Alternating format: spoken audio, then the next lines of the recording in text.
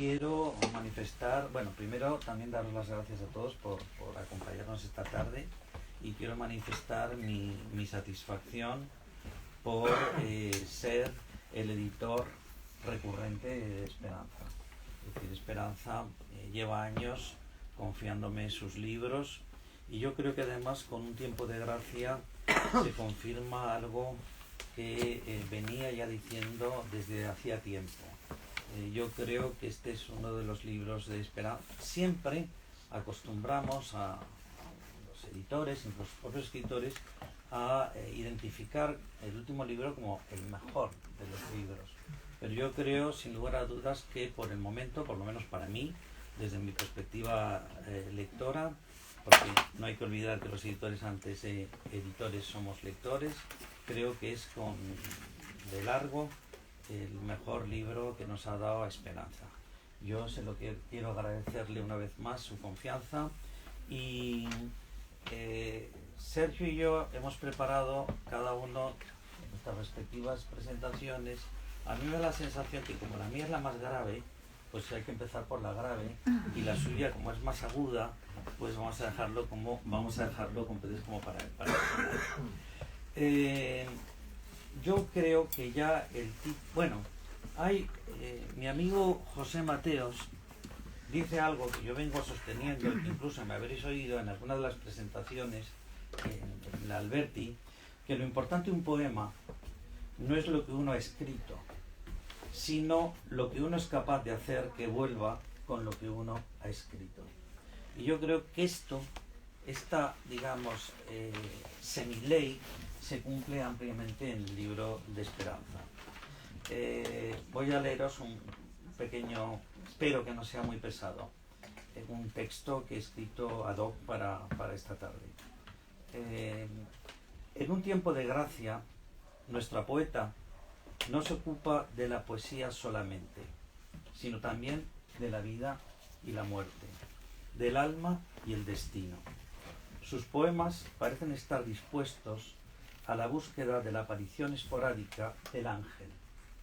Pero apenas éste aparece, tendrá que luchar también contra él, porque el destino no se comprende, se combate. Es como decirle al ángel: justo cuando llegaste ya habías desaparecido. No se escribe para ocultar, se escribe para revelar, y aunque es obvio que la poesía no resucita a los muertos, Esperanza sabe que sus poemas pueden llegar a otorgar a estos la realidad de su condición que la vida les quita. En un poema, por mucho que nos pese, se puede investigar lo que los muertos tienen de vivo en nosotros y lo que nosotros tenemos de muertos en ellos. Es decir, la poesía es una manera de estar en la vida, pero también de estar en la muerte, no con ella. Para nuestra autora, el poema no es un espejo en el que nos vemos, sino una ventana a través de la que vemos. Al escribir nuestras emociones, se gana, aun de forma provisional, la calma. Tras la tempestad de aquellas, buscamos el apaciguamiento del sentimiento. Un poema debería significar con todo su ser: haz con la poesía que la muerte no exista, haciendo visible lo no visible. Per visibilia ad invisibilia. Por lo visible vamos a lo invisible. Ver con claridad es también poesía. Y si vemos con claridad, acabaremos concluyendo en que la poesía es a su vez la llamada que nos hacen las voces más antiguas germinadas en nuestro interior. Cabe la posibilidad de que la poesía no solo sea la única vía para seguir hablando con quienes ya no están, o sea, de ponernos en contacto con los muertos, sino que también puede erigirse como un eficaz muro contra la muerte, aunque sea únicamente en apariencia. La poeta parece preguntarse hacia dónde se va, hacia dónde podemos ir. Si tenemos el horizonte a nuestras espaldas, ¿cómo vas a poder ir hacia algún sitio? Esa creo que pueda ser la razón por la que un tiempo de gracia esté estructurado como un cuaderno de bitácora a lo largo de un año. Se inicia con 12 meses, a los que se le resta un día y se regresa al inicio, a un 1 de enero como un tiempo de gracia. Como ese tiempo que se nos concede para dar fe de algo que ha acontecido en nuestra vida y dejado su huella. En este caso, la desaparición de seres queridos de la que hay que dar testimonio no sólo para sublimar esa pérdida esencial, sino para hacer realidad, aún simbólicamente, un querer ahora que no se cumpla nunca. Estas son palabras de esperanza. Basculamos entre lo indeciso, entre el infierno de la nada del que partimos e, insisto, lo indeciso de nuevo. Ocupamos el lugar entre ambos, y esto, antes de consolarnos, nos obliga a reafirmarnos en la vida, evitando en todo momento la tentación de la inclinación al vacío. Queremos oír, necesitamos oír a través del poema lo que ya no nos dicen aquellos que se han ido. Necesitamos oírnos en su ausencia. Es como si le reclamásemos: déjame oírte cuando no me dices nada, o déjame tocarte sin tocarte. Déjame entreverte en el poema que te escribo, no solo en homenaje de lo que fuimos el uno para el otro, sino para seguir comunicándome contigo y con muchos otros que también en mí se expresan. Se trata, y eso es algo que Esperanza deja meridianamente claro en sus poemas, de hacer volver, al menos con las palabras, ese pasado que ya no regresa porque está ante nosotros, no, insisto, a nuestras espaldas. Cuando se produce una fisura emocional en nuestras vidas, como la muerte de alguien amado, uno tiene la sensación de haber empezado también a emprender la marcha. Siempre se abandona una parte esencial de quienes somos cuando alguien a quien hemos querido parte hacia lo desconocido, hacia aquello que, como la eternidad, posee una fuerza inerte, que jamás se para, incluso cuando las cosas atroces, y aquí vuelvo a citar a Esperanza, piden disimuladamente un descanso. Y para ir terminando, me gustaría añadir que Esperanza nos dice en su poema 1 de noviembre que sus muertos duermen en la infancia, en su propio tiempo de antes, para acabar concluyendo en que ellos, sus muertos, valizan su hora previa, esa prórroga, ese tiempo de gracia que la propia vida le ha otorgado a ella para dar testimonio de su falta, del don que fueron para su vida.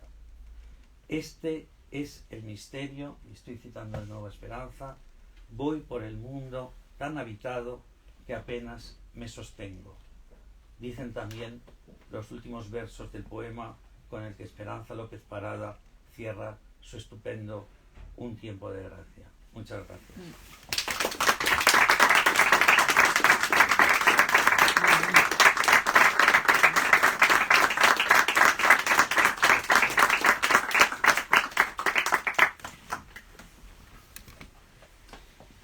Bueno, también quiero dar las gracias a Esperanza por querer que la acompañase en este día, ¿no? Nos acompañamos mucho, habitualmente, día a día, pero es una ocasión especial porque también a uno le hace leer este libro que yo había leído también previamente, manuscrito, y luego releerlo con más atención, releerlo para poder contarlo y para ver qué evocaba en mí esa lectura, ¿no? Como decía Manuel con la cita de José Mateos.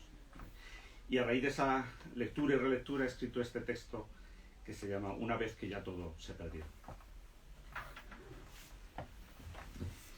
El Museo del Prado fue uno de los lugares predilectos de Julio López Hernández, y a buen seguro Fueron incontables las horas que pasó en sus salas, recorriéndolas como ahora hacen en su memoria sus hijas, Esperanza y Marcela. En estos días, en la exposición temporal sobre Aníbal Carracci, podemos ver un cuadro de Zurbarán relativo a un milagro de San Diego de Alcalá.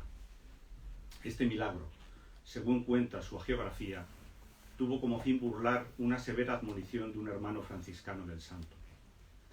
Por lo que parece, San Diego era dado a la caridad y no escatimaba en limosnas y dádivas para los menesterosos, en detrimento incluso de los propios religiosos de su casa.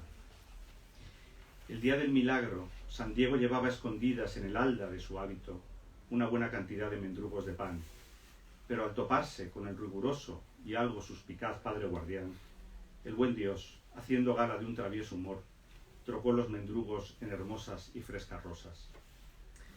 Traigo a colación este prodigio de antaño, porque al igual que en el cuadro de Zurbarán, en este libro de esperanza vemos mudarse aquí y allá los secos mendrugos en rosas, lo perecedero en imperecedero, el alimento en perfume.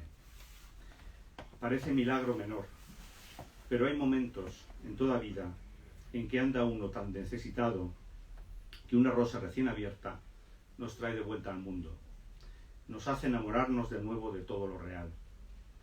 Y eso precisamente, regresar al mundo, retornar a la vida, es lo que uno más anhela y lo que se afina a los sentidos y aguarda con calma encuentra en estos poemas. Esperanza lo formula abiertamente y a la llana. El reto de volver a la vida, dice. Toca inaugurar mañanas, dice. Haz de mí misma algo regresado, dice. Esperanza se ha adentrado en ese territorio que está más allá de la muerte, del dolor, de la aridez de la pérdida, y ha vuelto con estos poemas en el halda de su vestido, que sin desvelar ni un ápice del misterio, nos enseñan a vivir, a sobrevivir. El filósofo francés Jean Grenier, en su hondo breviario elegiaco, tras la muerte de su perro Tayaut, recién traducido entre nosotros, llega a la siguiente conclusión. Creemos vivir cuando en realidad lo único que hacemos es sobrevivir. Sobrevivimos a las flores, a los animales domésticos, a nuestros padres. Nos sobrevivimos a nosotros mismos, pues algunas partes de nuestro cuerpo, y andando el tiempo de nuestros proyectos y recuerdos, nos van abandonando a lo largo del camino. Aún así, a eso lo llamamos vivir. De esa sobrevida provienen estos poemas, y tal vez la poesía toda de Esperanza. Una sobrevida intuida en sus primeros libros y ahora ya aquilatada por la experiencia propia. Por eso su voz resulta auténtica cuando afirma: ese es tu sitio, las charcas de las playas, que borra la marea, agua en espera del océano. Estos poemas, por tanto, podrían dialogar por derecho propio con las oraciones fúnebres de un John Donne o con los sonetos a lo divino de Sor Juana Inés de la Cruz, porque habitan todos ellos en un mismo tiempo, el tiempo de Dios, el tiempo niño. Estos versos conocen el dolor e incluso lo encarnan, alcanzando así ese tiempo de gracia que nos es dado sin mérito nuestro, por pura obediencia, por mera aceptación del vivir y el morir, del azar de tener y perder, del desaparecer y resucitar. Un tiempo de gracia que nos permite morar en ese, y cito a Grenier de nuevo, mundo invisible donde todo lo que es digno de amor está vivo. Para ello, para que el dolor fructifique, para que la poesía encuentre las palabras justas, es necesario cumplir con las viejas costumbres. Hay que aprender el rito, el de poner la mesa, el de los pasos de baile, el de enhebrar la aguja e hilvanar la tela. Son todos ritos antiguos, como la escritura misma del poema, que requiere que convidemos a nuestra casa el silencio y la soledad, para que la palabra sea, para que la palabra suceda. Y debemos asimismo convocar a nuestros muertos. Mis muertos duermen en la infancia, dice Esperanza. Muertos tenaces que atesoro, recalca. Estos muertos nuestros que no nos dejan de su mano y nos permiten proclamar, como lo hace la propia Esperanza de este modo: esto es el misterio, voy por el mundo tan habitada que apenas me sostengo. Porque si este libro, tan fuera del tiempo y de sus modas, tan incardinado en lo eterno, invita a algo es precisamente a estar en el mundo, a arraigarnos en la tierra y en su intemperie, a guardar sin miedo, de pie, con los ojos abiertos, lo que habrá de venir. Cito a Esperanza, porque no hay quien se salga del mundo, sino el día aquel de todas nuestras muertes, cuando Dios deshaga lo que hizo. Hasta entonces, hasta ese día, permanezcamos junto a este libro, en cuyas páginas nada de lo que fue se ha perdido, en el que aprenderemos la lección que ya impartió el poeta Rui Belo, al que puso después música José Mario Branco y cantó el fadista Camané. No temas, porque tudo recomeça. Nada se perde, por máis que aconteça, una vez que ya todo se perdeu. Gracias, pues, querida Esperanza, por no temer, por no confundir la dureza de corazón con la verdad, por mirar a los ojos al porvenir, por escribir este libro.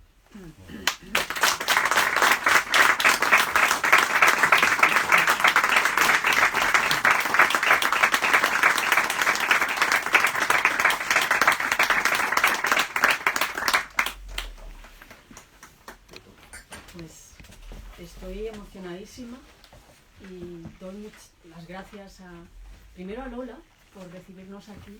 Este libro es muy especial, así que agradezco muchísimo que ella haya colocado este lugar de paz y de sensatez para que lo podamos presentar. Y agradezco muchísimo la compañía y las palabras de mi editor de cabecera y amigo, y de mi amigo y corrector de poesía, que es Sergio, que este libro le debe también muchísimo a él, el primer lector de sus páginas. Un tiempo de gracia es un libro complicado, no voy a hablar yo porque ya se ha dicho todo y se ha dicho muy bien, no quiero redundar en ello. Simplemente comenzar a leer algunos poemas, y tiene una dedicatoria que tengo irremediablemente que leer. El 8 de mayo del 2018 moría mi padre. El 9 del mismo mes, pero del año anterior, había muerto mi compañero. A ambos están dedicados estos poemas. Y lleva dos citas que me son muy queridas. Una es de Circe Maya: crece el tiempo de dentro hacia afuera, esperándose. Y otra es de Rosario Castellanos, que Sergio ha olvidado, pero me la descubrió él. Lo ha olvidado, pero es su obra, ¿no? Las lecturas compartidas que tenemos. Me dijeron: no busques, nada se ha perdido, y los vi desde lejos ocultar lo que roban y reír. Y yo añadiría una tercera que acabo de descubrir y que obedece a la situación en la que me encuentro en este momento, ¿no? Y que es de Ludwig Wittgenstein, que dice: lo que se sabe por gracia de la naturaleza. Bueno, entonces el libro está efectivamente construido como un calendario. La primera parte se llama Un año, la segunda menos un día y la última 1 de enero. Y un año comienza con el día que se supone, según un pastor protestante y antidarwinista inglés, que comenzó el mundo. El 23 de octubre, este pastor protestante del siglo XIX fecha exactamente el comienzo del mundo, el día en que Dios, de la nada, sacó la realidad que conocemos. 23 de octubre. En esta fecha hipotética, Dios hizo el mundo. Lo redondeó del todo como una moneda hueca y lo puso a mover con una inercia que durará milenios. Eso es la eternidad, una fuerza inerte que no se para nunca, una entropía sin alma que carece de norte, aunque las cosas atroces piden disimuladamente su descanso. El agujero lirondo de la moneda del mundo al girar se ve como una esfera, sólida, de sombras sin grietas. Así el anillo de bodas con que mi tío entretiene a los niños. Dios era como mi tío, el seminarista que aprendió ese truco en sus días de catequista solícita, y luego fue y se salió de la fe como quien entra y sale de un corro. Pero no hay quien se salga del mundo, sino el día aquel de todas nuestras muertes, cuando Dios deshaga lo que hizo. El siguiente día es 11 de diciembre, que es el día de mi cumpleaños, o sea que es otra forma de comienzo. Muerdo el pan del saludo que es salado, más que aquel con que me despido. Rasco la corteza apenas, pero no saboreo su sabor de principio. No hay placer en el reto de volver a la vida. Este arranque todo despoblado, sin certeza, ni velas, ni promesa, ni vítores. Cuando se nace no queriendo. Y ahora es obligatorio un parto ya maduro. Toca inaugurar mañanas, abrir paquetes, aprender el lenguaje teniendo tantos años. Porque avisan campanas y llaman al silencio. Como si hubiera venido para irme, como si en lugar de llegar me estuviera marchando. El alba de los juegos es este ocaso roto. En las ferias los espejos que te achatan y acortan, y en las novelas los media res que solo ponen la cosa a la mitad. La inauguración fingida del edificio en ruinas, la noche invertida del cumpleaños raro, cuando se sabe y a la vez no se sabe, y queda el recuerdo del inicio del hilo. Génesis. Como se templa el hierro en parciales destrezas, como se prepara la fragua, todos los pesares llevan mansamente hasta este dolor. También todos los principios empiezan en el mismo gesto, el primer paso del baile, cuando se disponen en sus marcas los que danzan, que es y no es todavía bailar. El prólogo al que adelanta el preámbulo, un minuto que es siempre anterior. El alfa previa al alfa, como el acto de tomar la aguja, que es y no es todavía la puntada, y tensar la tela en el bastidor, la vela al viento de este preámbulo de muerte, lo que se coloca antes de lo que vendrá después, que es y no es todavía vivir. Se ponen en su lugar los bailarines. Apenas marcan un paso y ya están bailando. Pero me interesa este punto antes del punto, en que se decide todo el resto de la historia. La música entera se condensa en este parto simple incomenzado. Dios está en ese momento abriendo el compás antes del círculo, como un geómetra a la espera, que danzara con el alma si esta fuera solo un impulso, un querer ahora que no se cumpla nunca. Es el tiempo de Dios un tiempo niño. Es siempre el suyo el minuto de antes. Viven él y sus ángeles en los antecedentes, donde pasan las cosas previas a haber pasado. Como alguien danzando detrás del telón, el infierno, en cambio, es futuro, pero sin profecía. Mira por encima y ya se sabe fijado. Ocupamos nosotros el lugar entre ambos, aunque no lo llamaré lugar ni provincia, ni franja apenas una línea medias de lo que exhala e inhala vacilos bailarines, en la cuerda que tiembla entre un aire y el otro, en lo indeciso. 1 de noviembre. Mis muertos duermen en la infancia. Es ahí donde se tienden, en mi propio tiempo de antes. Miras para atrás y es un camposanto. A esta distancia no distingo cuánto es fosa, cuánto es comienzo. Los días míos son un depósito como de pepitas de frutas sin localizar. Carporrestos, dijo el profesor de la clase de biología. Cáscara de avena, de centeno, de cebada, que mi memoria fosiliza, pequeñas incisiones rígidas en una historia del principio, que no es historia sino arrastre, un depósito, un archivo, un almacén. Me paso los primeros pasos, yendo de duelo en duelo, ellos mis muertos en mi hora previa.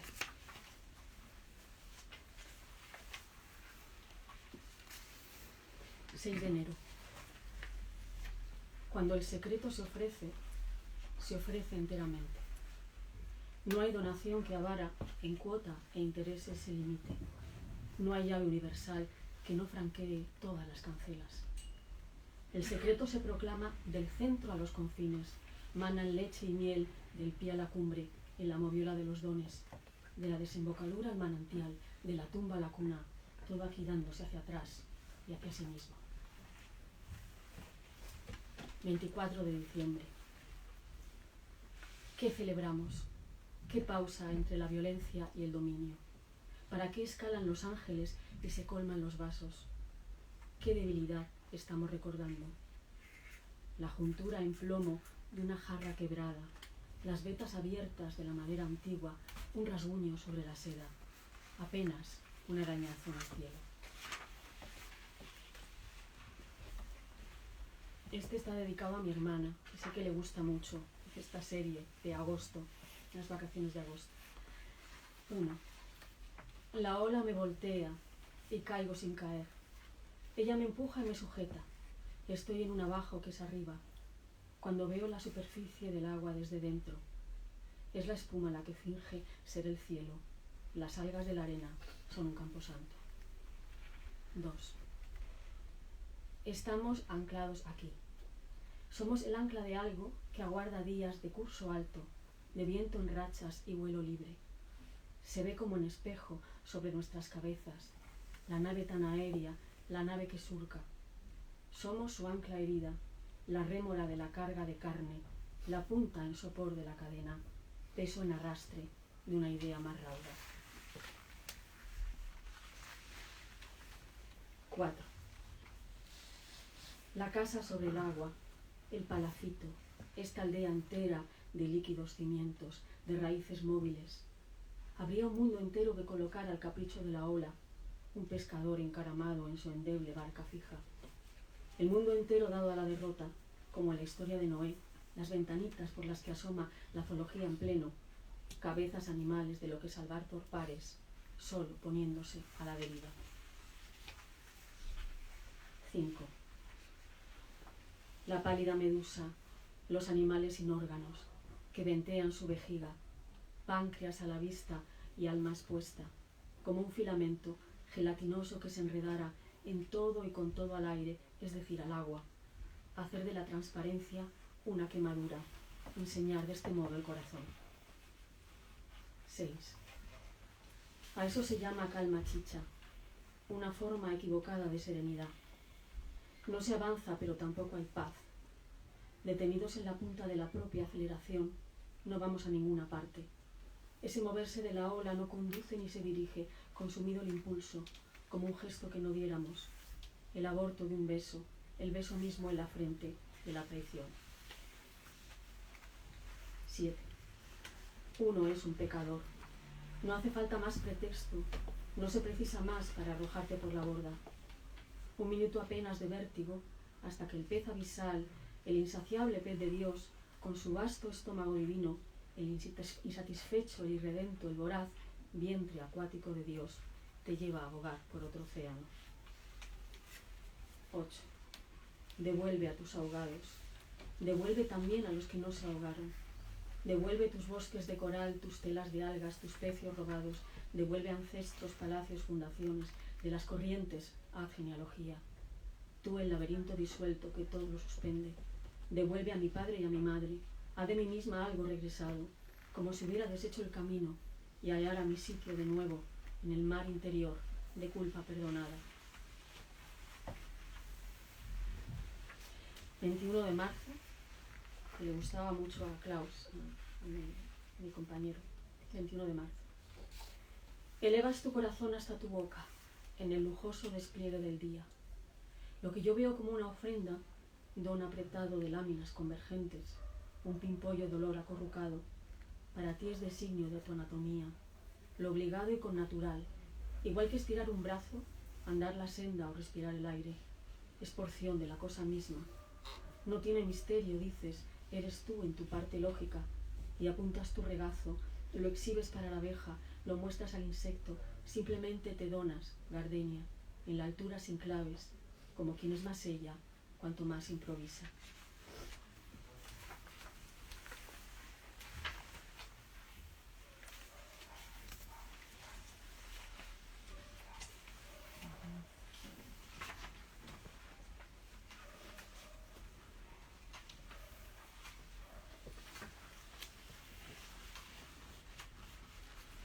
Llego al 9 de junio.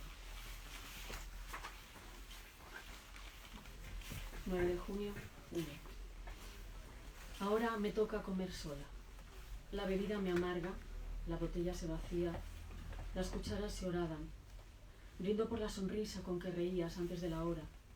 Quiebro el vaso allí donde estaba tu cabeza. A sorbos te dimos el agua y te acercamos la noche. Ahora como y bebo sola, más sola aún y te celebro, tú el que vivías entre cereales, cuando la libación era sangre que desborda los platos. 9 de junio 2. Procura la memoria no dejar al olvido.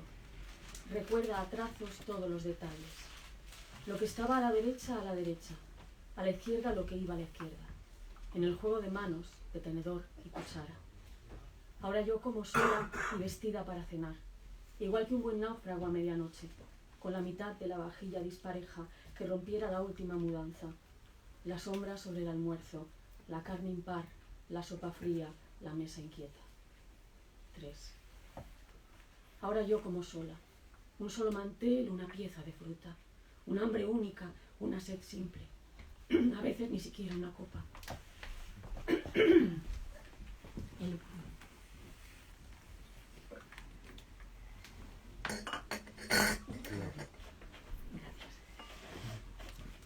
A veces ni siquiera una copa. Me empiezo otra vez. Ahora yo como sola, un solo mantel, una pieza de fruta, un hambre única, una sed simple. A veces ni siquiera una copa. El vapor del plato, alguien dijo, es como tu alma. Me acompañas entonces deshaciéndote. Eres lo que digiero, esta lágrima y la sal del almuerzo, hasta que cenemos juntos en la última noche, cuando tú seas de nuevo sacerdote y sacrificio. 21 de diciembre. En este momento, en algún sitio, arranca desde el solsticio una noche de 6 meses, mientras en su opuesto empieza un día de iguales proporciones.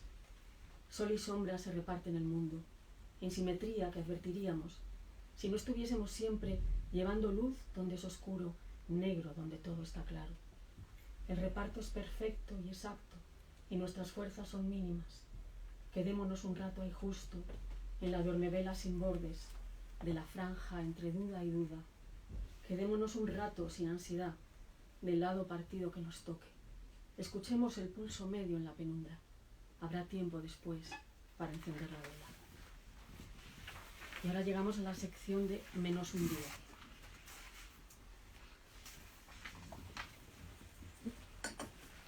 Ningún hombre muere a su tiempo debido. Siempre muere por delante de su fecha.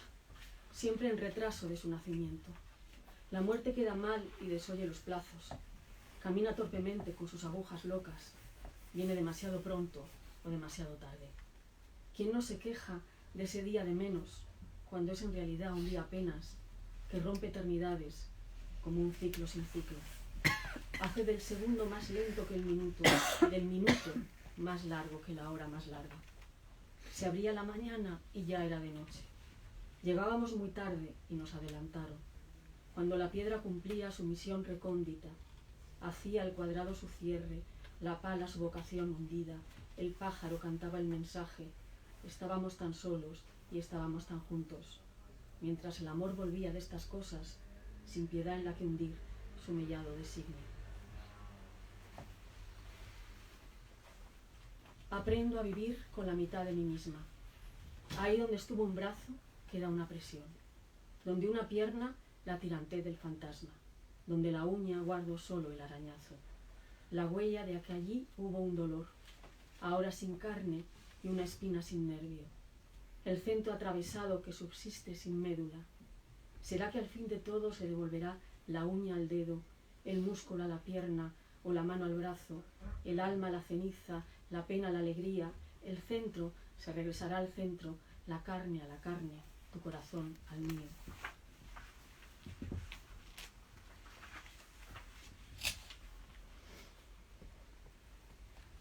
¿Qué hicimos ese día y qué no hicimos?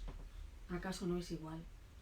Ese día pasamos por los bordes de un río seco y por tanto numérico inservible para el que todo ocurre innumerables veces. Ese día reímos y lloramos y no tuvimos sed. Oímos a la muerte cantando muy bajito, a la rosa que poda, al niño que desteta, a las cosas que caen. La tarde de ese día tuvimos mucho miedo y hablamos todo el rato y no hicimos metáforas. Cenamos sin pan, pero apenas dormimos. Tampoco rezamos. No hubo rédito ni acción, no gusto ni ganancia, ni alojamos viajeros. Estuvimos esperando un milagro en el aire. El alpinista enfermo que se encuentra un amigo. Este cuento fue el único, y el del ratón, aislado, que por condición propia se abalanza corriendo en las fauces del gato.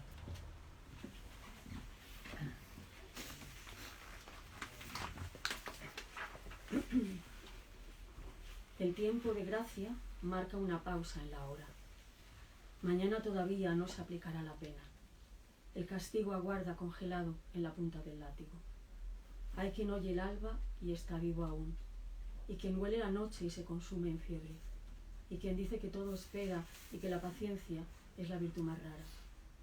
El mundo mismo es vida aguardando la gracia. Es la pena en suspenso y la hora todavía. Vivamos en tanto en la pausa que es tiempo, minutero en reposo o paso desandado.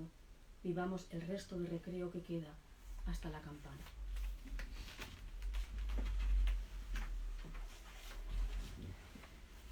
Ese día de resta, ¿hasta dónde me llega? Me llega la camisa, me baja hasta la ingle, me duele en el costado, me levanta en volandas, me busca en la basura, me halla en la bañera, me lleva al trabajo, me acompaña en la compra, me recorre dormida, me abraza entre las sábanas. Ese día de más me deja sin pausas, me descansa sin horas. Disminuido entero, ese día suma y suma, impagables sumandos. Porque es un día de más y es un día de menos.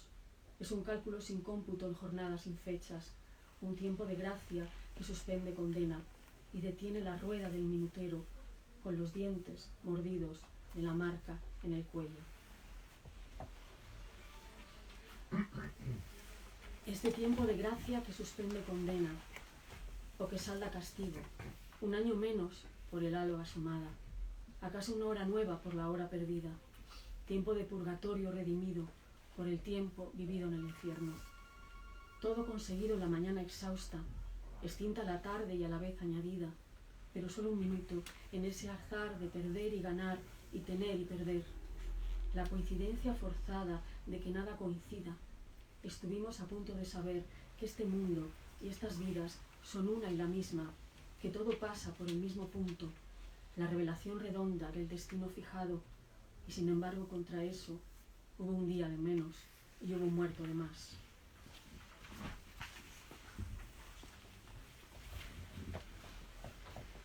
Estamos parados en una hora aparte, con la orden suspensa que detiene la bala, o la enquista en la tierra, como semilla en ciernes que rieguen a la par dolores y promesas. Esto que nos paraliza no es el tiempo, es la gracia, que nos nimba de suerte, la certeza misma de que algo nos salva, y nos salva porque sí y porque le viene en gana, sin que haber o no haber resulte un argumento para cada mañana y cada vez el aire. ¿Quién puede renunciar a creer que esto será así y que otra ocasión más nueva nos reúna, locos por tenaces, en uno de sus giros, con la constancia abierta de un amante?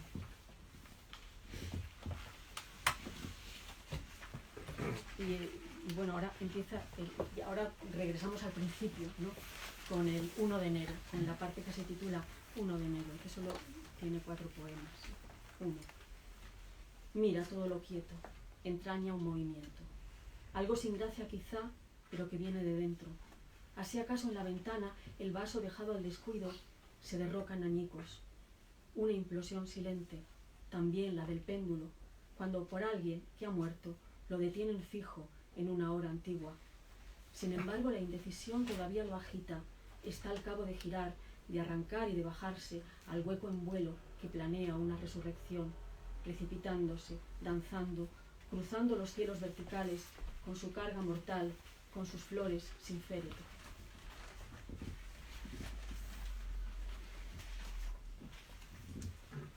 Dos. Llueve mansamente este primer día. Llueve suave sin los disturbios de los grandes fenómenos. Está lloviendo un aguanieve sobre el hibisco florecido. La esperábamos a la lluvia, regalo de aire conmovido al principio de todo. Lo contrario de la aparatosa tormenta en que las brujas profetizaran el reino para Macbeth. Modesta inclemencia, tiempo para los pobres de espíritu, con milagros humildes, el simple hecho de estar hoy aquí y haber sobrevivido. 3. un descanso, por fin, para el dolor. Breves mañanas en que todo fue dicho, en que todo queda por decir. La glicinia del vecino se interna en mi balcón. Sabe que de este lado se la necesita más, y lo sabe con las raíces y las hojas y la carga de flor venidera. Cómo escala el lugar de nacimiento, hasta venirse a esta parte, donde el destierro es condición, el exilio una forma de coraje. Y cuarto y último. Este silencio que media entre nosotros, muertos tenaces que atesoro, este silencio cuya entonación aún debemos aprender, es como cuerda pulsada y pronta al angosto sonido de un fiebre, intuido a veces en sueños. No hay soledad entonces, sino algo tensado en una inminencia. Como en el péndulo el peso lo suspende una décima en lo alto de su propia cúspide, lo que otros llamarían atención. Apenas el aleteo junto a aquello que a punto se levanta. Esto es el misterio. Voy por el mundo tan habitada que apenas me sostengo. Muchas gracias.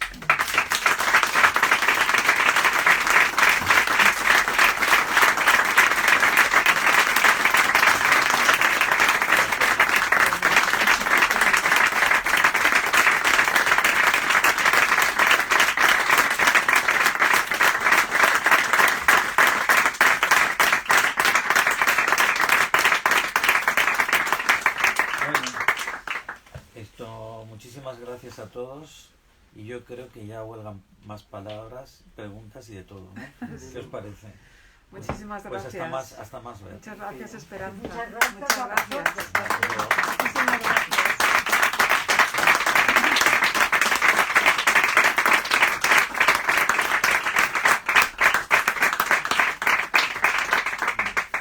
Muchísimas gracias por este tiempo de gracia. Muchas gracias.